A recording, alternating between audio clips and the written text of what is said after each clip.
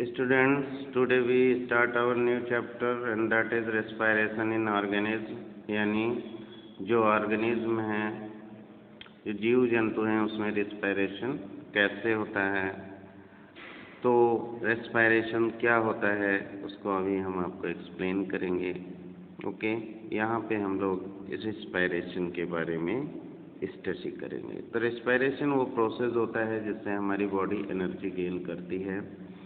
So we need energy. अब energy हमें चाहिए क्या करने के लिए? Walk, run, climb the stair, सीढ़ियों पे चढ़ने के लिए, वॉश क्लॉथ, कुक फूड, सारे काम को करने के लिए हमको एनर्जी चाहिए। Even when we are talking, eating, reading, writing, sleeping, जब हम लोग बात कर रहे हों, खा रहे हों, पढ़ रहे हों, लिख रहे हों, सो रहे हों, तब भी हमें एनर्जी की ज़रूरत पड़ती है, तब भी हमें ऊर्जा चाहिए। The process like digestion of food, beating of heart and movement of ribs and diaphragm during breathing etc., which take place inside our body also need energy for their work।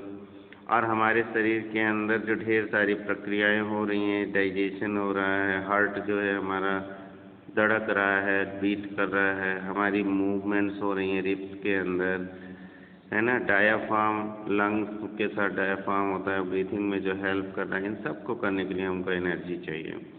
So in fact we need energy to perform all the activities which maintain our life.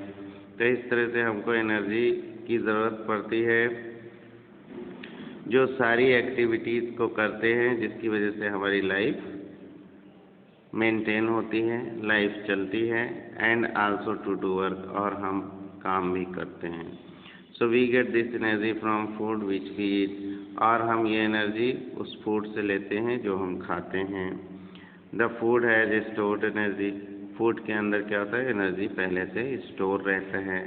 The stored energy of food is release slowly during the process of respiration. We take place inside our body all the time. और जो food के अंदर energy store होती है उसको हम लोग respiration की प्रक्रिया के ज़रिए, जो कि हमारे शरीर के अंदर हमेशा होती रहती है, उससे वो एनर्जी गेन करते हैं। Even when we are sleeping, ये तब भी चलता रहता है जब हम सोते रहते हैं। तो it is this energy which is then utilise in carrying all various life process. और ये वही ऊर्जा है जो कि